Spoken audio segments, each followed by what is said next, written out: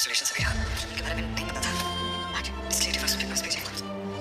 खुश हो तुम्हारे लिए। कुछ नहीं खुश हूं। तुमने किसने दिया? मेरी लाइफ के बारे में कमेंट करने वाले तुमने कुछ जवाब पता लगा कि तुम मेरी फैमिली से ज्यादा शौक लग रहे हो।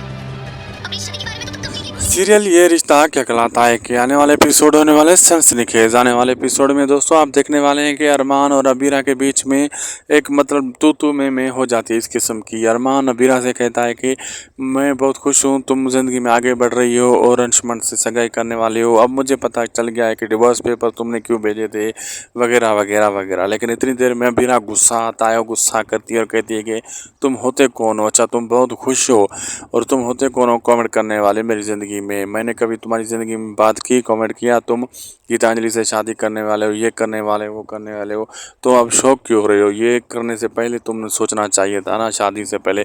अब ये बात क्यों कर रहे हो? तुम चले जाओ, यहाँ क्यों हो तुम? और अब आगे देखना मज़ेदार होगा कि क्या क्या होने वाला है। वीडियो चलेगी तो लाइक शेयर सब्सक्राइब ज़रूर करिएगा हमारे इस यूट्यूब चैनल को।